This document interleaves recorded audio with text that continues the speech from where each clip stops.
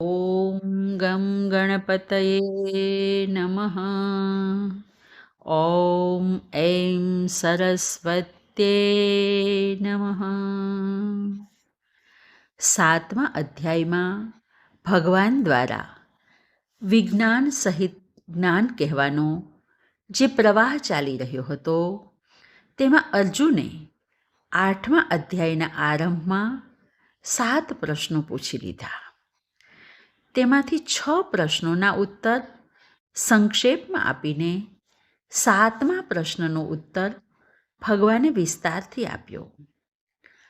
હવે વિજ્ઞાન સહિત જ્ઞાનના વિષયને વિલક્ષણ શૈલીથી વર્ણવતા આ 9મા અધ્યાયની શરૂઆત કરતાં ભગવાન પોતે જ કહે છે, શ્રી ભગવાન ઉવાચ ઇદં તુ તે ગુહ્યતમં પ્રવક્ષ્યામ અનસૂયવે જ્ઞાનમ વિજ્ઞાનસહિતં યજ્ઞાત્વા મોક્ષ્યસે શુભાત.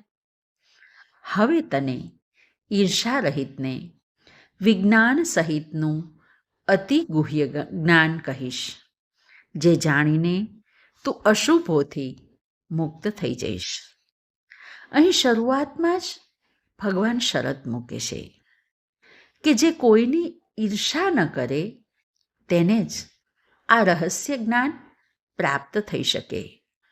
અને અર્જુનમાં અસૂયાવૃત્તિ નથી, તેથી આ જ્ઞાનનો અધિકારી માનીને ભગવાન ગુહ્યતમ જ્ઞાન આપવાનો પ્રસ્તાવ કરે છે. મોક્ષ્યસે અશુભાત. આ એક શબ્દમાં મોક્ષની વ્યાખ્યા છે. જે અશુભોથી છૂટવું એ જ મોક્ષ, અને આ મોક્ષ એ જ પ્રાપ્ત કરી શકે છે જે વિજ્ઞાન સહિત જ્ઞાનને જાણી લે છે. હવે એ વિજ્ઞાન સહિત જ્ઞાનના મહિમાનું વર્ણન કરતાં આગળ કહે છે, રાજવિદ્યા રાજગુહ્યમ પવિત્રમિદમુત્તમં પ્રત્યક્ષાવગમં ધર્મ્યં સુસુખં કર્તુમવ્યયમ. આ રાજવિદ્યા રાજગુહ્ય પવિત્ર અને ઉત્તમ છે, પ્રત્યક્ષ અનુભવથી જાણવા યોગ્ય છે, સરળતાથી કરવા યોગ્ય, અવિનાશી છે. આ વિજ્ઞાન સહિત જ્ઞાન એ સઘળી વિદ્યાઓમાં રાજા છે, તેથી તેને અહીં રાજવિદ્યા કહી છે. વળી સંસારનું સૌથી મોટું રહસ્ય આ વિદ્યામાં છે. આ વિદ્યાને જાણ્યા પછી જાણવાનું કશું બાકી રહેતું નથી. વળી પવિત્રતાની પરાકાષ્ઠા છે અને શ્રેષ્ઠતાની અંતિમ સીમા છે. એનું ફળ પ્રત્યક્ષ છે, ધર્મથી પરિપૂર્ણ છે. તેનું આચરણ ખૂબ જ સુગમ છે અને તેમાં કિંચિત માત્ર પણ કમી નથી. એટલા માટે એ અવિનાશી છે. તો આપણા મનમાં પ્રશ્ન થાય કે આ વિદ્યા આટલી સુગમ અને સર્વોપરી હોવા છતાં પણ લોકો તેને પ્રાપ્ત કેમ નથી કરતા?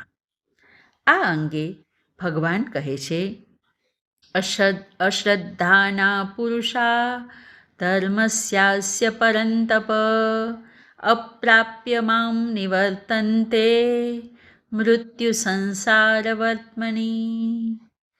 હે પરંતપ, જે શ્રદ્ધાહીન પુરુષો છે તે આ વિદ્યા પ્રાપ્ત કરી શકતા નથી.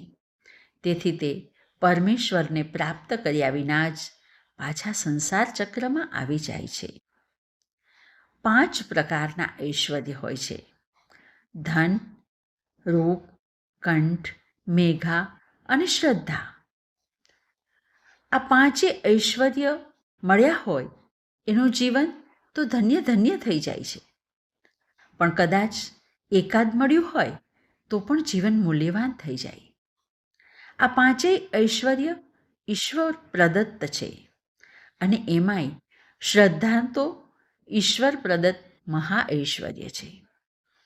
પરમાત્મા જેને ન્યાલ કરી નાખવા માગે છે તેને દ્રઢ શ્રદ્ધા આપે છે, પરંતુ જે શ્રદ્ધાહીન છે તે આ મૃત્યુ સંસારમાં ભટકતો રહે છે, કારણ કે તે આ વિજ્ઞાન સહિત જ્ઞાન આપનારી ગુહ્યતમ વિદ્યાને પ્રાપ્ત કરી શકતો નથી. અને જો આ રાજવિદ્યાની પ્રાપ્તિ ન થાય તો પરમાત્માની પ્રાપ્તિ કેવી રીતે થઈ શકે?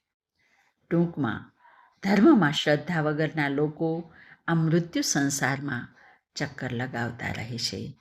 આજે બસ આટલું જ. હરિ